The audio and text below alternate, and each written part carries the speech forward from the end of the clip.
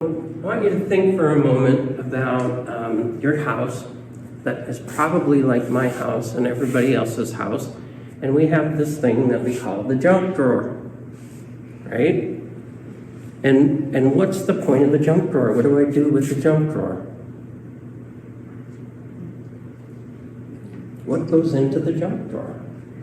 Everything that doesn't have a place. Everything that doesn't have a place, and yet I can't part with it because I'm probably going to need that someday, okay? So I put half-dead batteries and broken pencils and rubber bands and, everything that I think I might need. The screw that fell out of a chair, but I don't know which one, goes in the drawer.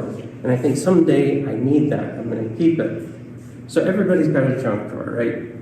Well, the stuff in that junk drawer, it doesn't have any relationship to each other. Okay? I can go to that junk drawer and I can pull something out of the junk drawer, and it doesn't affect anything else within the junk drawer. And we call that an aggregate. And that's like this apartment building in New York City. The people, they're an aggregate. They're not a community. Okay? But let's say out of my shop junk drawer, I've got like fishing twine and some steelies, just because steelies are really cool and I could never throw them away.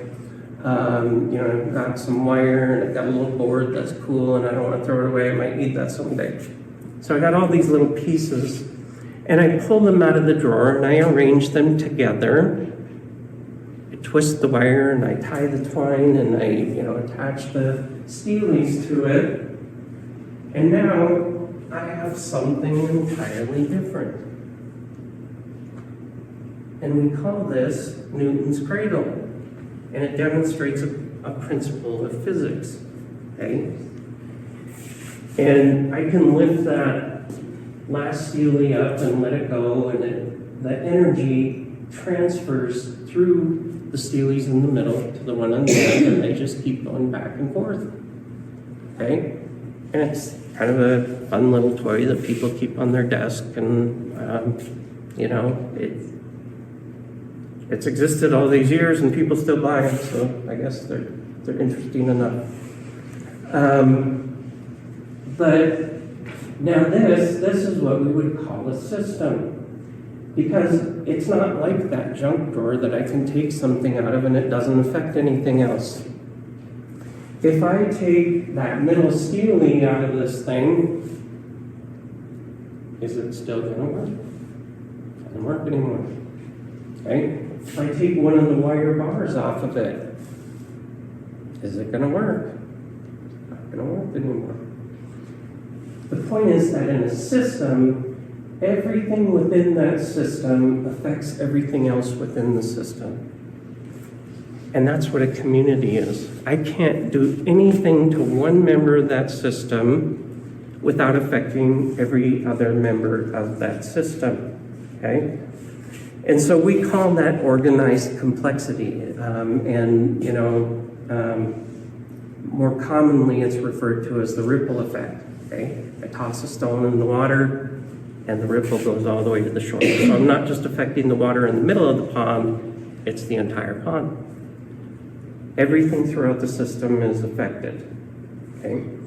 And the other thing that we see from systems is something we call synergy. And so when I take these random pieces and put them together in the right order, now it does something that it didn't do before, okay? The whole is greater than the sum of the parts. When I put them together in the right order, there's something there that wasn't there before.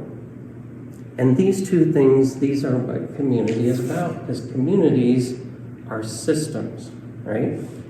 So let's think about our pilgrims on the journey. And at some point, they're functioning well as long as Leo is there, kind of guiding them and doing this Leo thing. But at some point, Leo is removed from the system. And what happens to the community? It doesn't function anymore. It falls apart, and the men don't make it to their destination. They all end up going home. Okay? And for some of them, like Dolan, it was a profoundly life-changing event. Okay?